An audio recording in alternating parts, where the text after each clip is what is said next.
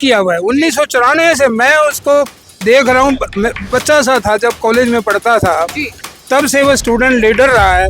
और जितना संघर्ष आम जनता के बीच में गौतम सरदाना का किया, हिसार के किसी कैंडिडेट ने किया। कौशल के जरिए जो हमारे सफाई कर्मचारी लगे हैं, उसमें भाई साहब ने हमारी बहुत मदद की है।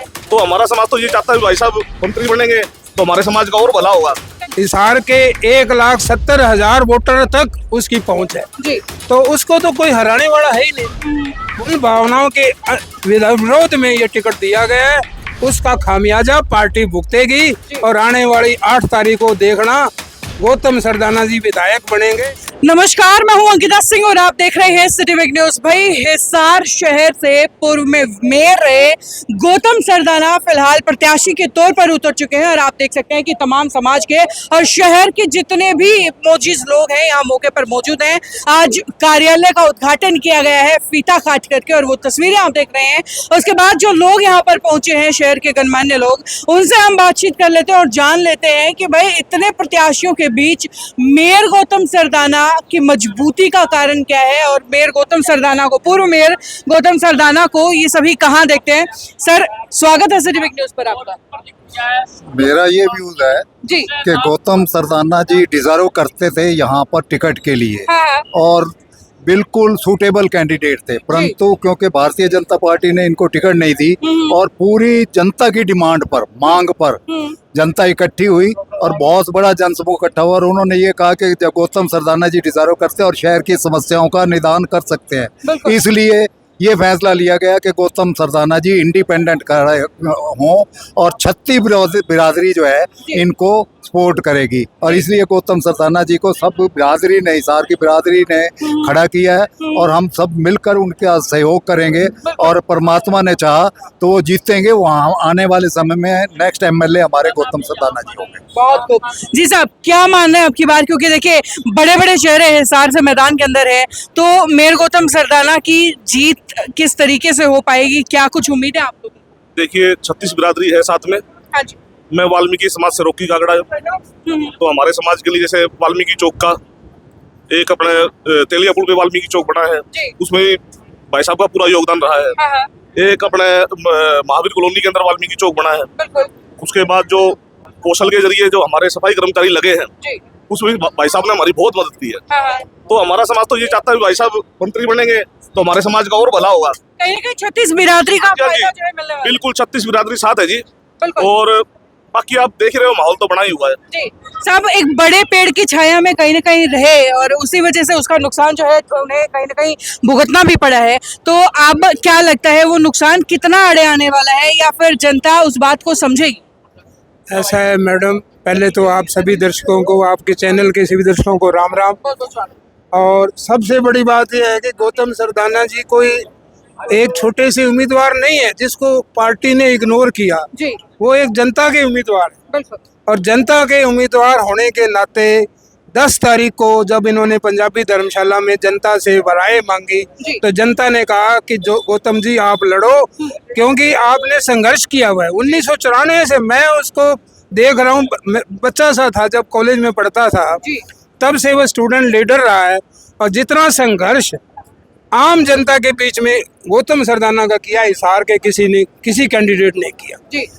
सावित्री जिंदल जी बड़ा घराना है, कमल गुप्ता जी को नाम के तो चलो बीजेपी के लीडर है, संघ में उनका प्रभाव भी है, संघ की वजह से वो टिकट भी ले आए, मगर जनता के उम्मीदवार आज तक नहीं बने। पिछली बार बीजेपी से जीते, पार्टी से जीते वो, मगर जनता का समर्थन आज तक उनको नहीं मिला। गौतम सरदाना जी जन जन के नेता हैं, हर घर के अंदर उनकी पहुंच है। हिसार के 1,70,000 वोटर तक उसकी पहुंच है, तो उसको तो कोई हराने वाला है ही नहीं। वो तो 100% जीत का उम्मीदवार है।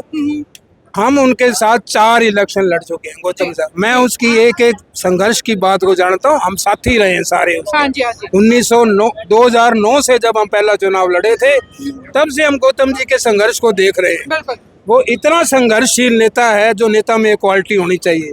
आम आदमी के घर में, एक 50 गज के घर में रहने वाला बंदा, जिसका एक प्लम्बर का बेटा, और उसने इतनी मेहनत करके, इतनी मुशक्कत पा के और यहाँ इस मुकाम पे पहुंचा, और पार्टी वाले टिकट ना दे। एक अमीर घराने को या कोई जनसंघ का कोई बड़ा नेता कह दे उसको टिकट दे दे। जन भावनाओं के विरोध में ये टिकट दिया गया है, उसका खामियाजा पार्टी भुगतेगी। और आने वाली 8 तारीख को देखना, गौतम सरदाना जी विधायक बनेंगे और जो हिसार का विधायक बनता है वो मंत्री जरूर बनता है। ये मैंने आज तक इतिहास में ये हिस्ट्री रही है। पिछले 20 सालों में तो ये इतिहास रहा है कि भाई यहाँ से जो विधायक बनेगा वो मंत्री बनेगा। तो आज आपने देखा ही है, बीजेपी ने इग्नोर कर दिया है, लेकिन गौतम सरदाना खुद अपने बलबूते मैदान में आ गई हैं। अब बीजेपी के जो कोर वोटर्स है, क्या लगता है कि मेयर गौतम सरदाना की तरफ रुख करेंगे? मेरा ख्याल ऐसा ही है जी। कि बीजेपी का जो वर्कर, आम वर्कर है, वो आम वर्कर उन जो पिछले विधायक थे और मंत्री भी रहे हैं हमारे, उनसे ज़्यादा खुश नहीं रहा। मैं ये समझता हूँ कि ज़्यादातर वर्कर जो है ना गौतम सरदाना जी को लाइक करते हैं। पार्टी की मजबूरी की वजह से शायद वो यहाँ ना आ सके हों, पर उनका वोट इनके साथ है। जी। और मैं उसी तरह से जिस तरह अरोड़ा साहब बता रहे थे, मैं उसी बात को दोबारा भी कहना चाहूँगा। 2009 से हमने एक जन संघर्ष समिति बनाई थी गौतम सरदाना की अध्यक्षता के अंदर, और उसके बाद लगातार हम संघर्ष के अंदर रहे। उस संघर्ष का ही ये नतीजा निकला कि बीजेपी ने हमें बुला के मेयर की टिकट के ऊपर चुनाव लड़ाया। हम ये कहते हैं कि मेयर की टिकट जो है ना 3 विधानसभाओं के एरिए आती है, उसके अंदर बरवाड़ा आता है, नलवा आता है और हिसार आता है, और हम बड़ी थम्पिंग मेजोरिटी से जीते थे। ये ठीक है कि भारतीय जनता पार्टी की हमारे पास टिकट जरूर थी। यदि हम इंडिपेंडेंट भी लड़ते तो उस टाइम भी जीत हमारी ही थी। अब हमने कहा भाई हमें टिकट दे दी जाए।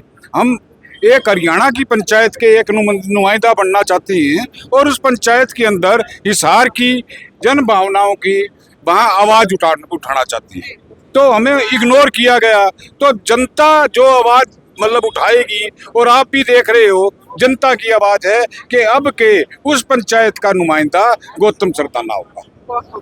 जी साहब, क्या लग रहा है अभी जिस तरीके से बड़े बड़े चेहरे मैदान में हैं, फिर चाहे कमल गुप्ता की बात करें या सावित्री जिंदल की बात करें, निर्दलीय के तौर पर सावित्री जिंदल हैं, तो उसका कितना नुकसान होने वाला है? तरुण जैन भी मैदान में, उधर से राणा साहब, क्योंकि सारे जो है ठीक ठाक से चेहरे आज के दिन हिसार के राजनीतिक मैदान में है, तो कितना नुकसान होगा? देखिए, गौतम सरदाना अपने आप में एक बहुत पॉपुलर नेता है, और जितने भी सर्वे कराए बीजेपी ने भी और निर्दलीय लोगों ने भी, अपने पंचायती तौर पे भी सर्वे हुए, तो उससे इसकी पॉपुलैरिटी उभर के सामने आई, जिसको इग्नोर किया गया पार्टी में देने। मेरे को नहीं लगता कि ये जो माहौल आप देख रहे हैं ऑफिस का, जैसे आज उद्घाटन का ही दिन है, तो आप देखिए बिना बुलाए एक छोटी सी कॉल के ऊपर सारे पहुंचे हुए हैं यहाँ। तो लोगों के जन भावनाएं लोगों के अपने मन से है, क्योंकि लोगों के अंदर गौतम जी का जुड़ाव ज़्यादा है। जुड़ाव ज़्यादा होने से हर छोटी मोटी समस्या लेके लोग इनके पास पहुंचते हैं। विधायक साहब कभी मिलते हैं, कभी नहीं मिलते थे, और लोग ना अपने आप को ठगा सा महसूस करते थे। आज उनको एक मौका मिला है कि विधानसभा में गौतम जी को भेजें, और मेरे को लगता है कि हिसार की जनता उनको 100% विधायक बना के भेजेगी। तो वही देख सकते हैं जिस तरीके से पूर्व मेयर गौतम सरदाना के जितने साथी हैं या जितने समर्थक हैं हिसार शहर से जो यहाँ पर पहुंचे हैं, पूरा जोश है और पूरी उम्मीदें हैं। अब इन उम्मीदों पर कितना खरा उतर पाते हैं मेयर गौतम सरदाना या उनका चुनाव, ये आने वाला वक्त बताएगा, और वो तस्वीरें भी आपको दिखाते रहेंगे। जुड़े रहिएगा सिटी न्यूज़ के साथ। नमस्कार।